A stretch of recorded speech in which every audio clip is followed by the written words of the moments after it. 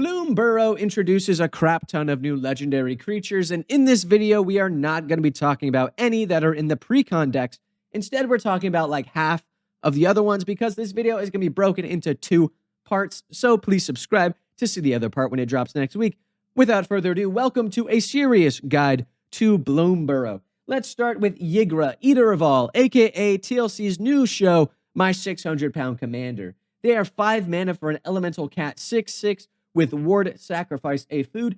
Other creatures are food artifacts in addition to the other types, and whenever a food is put into a graveyard from the battlefield, put 2 +1/+1 counters on Ygra, Eater of All.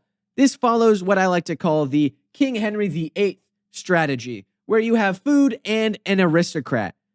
All right, so if you've got Cauldron Familiar and Experimental Confectioner, it goes basically infinite with any sack outlet because everything's food, so you can sack a rat, return Cauldron Familiar, drain your opponents. Because you sacrificed a food, you make a rat. It's pretty fun. I'm going to put it in S tier. It does something not a lot of commanders do. Changes the whole way you play around food. It's pretty neat, pretty cool, and it's got cool art. Anyway, we got Bria, Riptide Rogue, 4 mana for an Otter Rogue who is it, so it's going to be, is it basically instant.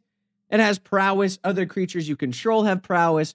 And whenever you cast a non-creature spell, target creature you control can't be blocked this turn. So basically, this is giving your otters steroids where they can just punch through your opponents because they all have prowess and they're unblockable. Pretty fun. I don't know. I'm thinking Kiln Fiend, where it gets +3/+0. It just makes your prowess a lot stronger. You're giving it like a 4 boost. It's pretty cool. Same thing with Haze of Rage. It has buyback.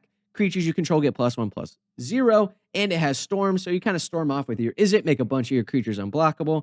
It's kind of neat, but it does stuff we see already in Izzet, so I'm going to just put it in A tier. Combat damage Izzet is pretty fun, as opposed to like combo Storm Izzet. So yeah, A tier for me. Next up, we have Wick, the Whorled Mind. 4 mana for a rat warlock, who basically is going to get a cease and desist from Minsk and Boo, as whenever Wick or another rat enters the battlefield, you make a snail. If you already have a snail, you put a +1 counter on that snail. For 3 mana, you can sacrifice a snail. Wick deals damage to each of your opponents equal to the snail's power, and then you draw cards equal to the snail's power. Does that sound like Minsk and Boo? It certainly does. So we're going to run cards like Marrow, Gnar, I hardly know her, to make a bunch of rats, and Song of Totenats to make, you guessed it, a bunch of rats. Throw in an Ozolith to kind of get that Minsk and Boo type feel, and you are on your way to winning the game very quickly. I'm going to put it in A tier just because it is kind of Minsk and Boo-y, but it's in Grixis, so it's a cool different color combination. I like it. It's pretty cool.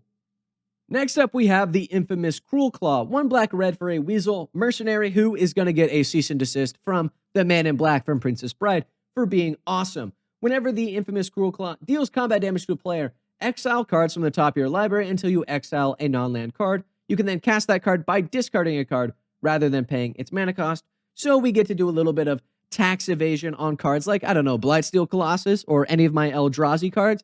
Yeah, it's busted, especially if you've got nothing else in your deck but an Eldrazi. You instantly go and grab it on turn 4. Very cool. S tier commander. I like him. He's cool. He's got cool swagger. Very neat. Next up, we have Kastral, the Windcrested, 3 and a white-blue. Oh, wait, sorry, did I just say that? Yep, cease and desist. It's white and blue. Shrug, put it at the bottom. Don't even need to read it. It's white and blue. Who cares? Play something else. All right. Moving on, we got Helga, Skittish, Seer, green, white, blue, for a big mana frog druid, because whenever you cast a creature spell with mana value 4 or greater, you draw a card, gain a life, put a counter on Helga, and you can tap them to add X mana of any one color where X is their power. That seems okay. That's allowable. As long as you don't play into the white and blue aspect of it. Helga's pretty cool. You get to make big creatures. It basically shortens the amount of time it'll take before I get my ass beaten by Galta or any other very scary big mana green creature. I don't know. It's cool. Put it in A tier. I like Helga. It's pretty neat. Next up is Lumra, Bellow of the Woods, 4 green for an elemental bear, who is basically a mono green landfall deck. We've never done that before. So let's move on, put it in B tier, and move right past it. Next on our list is Maha. It's Feathers Knight, 3 black for an elemental bird, 6/5 with flying, trample, and ward, discard a card, because of course. This is for when your playgroup bullied you last time, and now you're back with a vengeance. Maha gives creatures your opponents control base toughness 1. That's right. Throw in cards like Knight of Soul's Betrayal, 2 black, making all creatures get -1/-1, and now your opponents can't play creatures because they die instantaneously. Very fun. It's a whole massacre out there. A massacre worm. When it enters the battlefield, creatures your opponents control get -2/-2. Hey, that wipes the board. Whenever a creature an opponent controls dies, that player loses 2 life. Hey, that's a win con. And speaking of massacres, Massacre Girl, known killer, gives all your creatures wither. So now they deal damage to creatures in the form of -1 counters. And if a creature an opponent controls dies, if its toughness was less than 1, you draw a card. That basically means all you have to do is have one creature do 1 damage and you're drawing cards. Drawing into your Massacre Worm, drawing into your, scary enchantments that give everyone -1. So that way your opponents can never play cards. Very fun.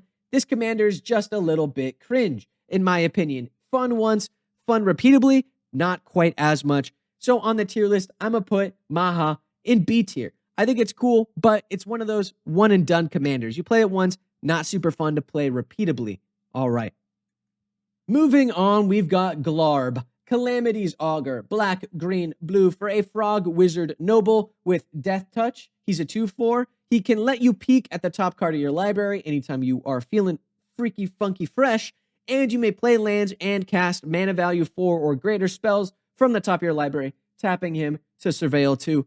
Look at the way he's posed. Look at the way he's sitting. We both know what I'm thinking. He's a big dick frog. Okay, he's awesome. You throw in cards like Grolnok the Omnivore, 2 green, blue for a frog. Whenever a frog you control attacks, mill 3 cards. Whenever a permanent card is put into your graveyard from your library, exile it with a croak counter on it. Hey, remember that surveil he can do? Yep. Now you can play lands and cast spells from among cards you own in exile with croak counters on them. He gives you a lot of card advantage. Very cool frog. You've also got the Gitrog monster, the goat frog. He's got 6/6 death touch, whatever. Sacrifice some lands. Very cool. Whenever one or more land cards are put into your graveyard from anywhere, draw a card. So now your surveil can kind of turn into a draw ability with the Gitrog monster. Very cool. And of course, we're putting our big dick frog in A tier. He's cool. He's got that swag about him. I like him. Moving on.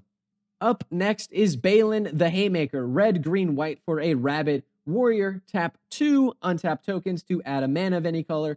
Tap 3 untap tokens to draw a card. And tap 4 untap tokens to put 3/+1 counters on Baylen. It also gains trample. And green and white are the synonymous token colors. So, it's kind of cool. I can just imagine you have got your regular guy, you've got your treasure chest, and you got your clue token, all of them lending you your energy, tapping them for mana to a big crackle with power. I don't know. I think that's just kind of funny looking in my head. I don't know. Kind of cool. I'm going to put it in S tier.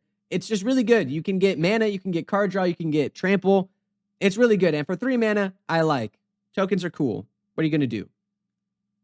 Next up, we've got Mabel, heir to Cragflame. 1 red, white for a mouse soldier. Other mice get +1/+1. And when Mabel enters, you make Cragflame, a legendary equipment artifact that gives +1/+1 vigilance, trample, and haste for equip cost of 2.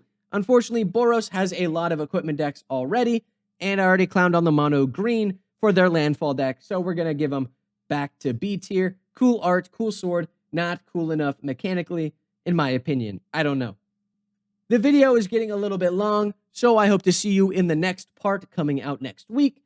That's the end of the video. If you liked it, leave a like. If you subscribe, subscribe. If you've got some extra money lying around, donate to the children in Palestine. What are your thoughts on these Bloomburrow commanders? Let me know in the comments down below. Hope to see you in the next one. Peace out.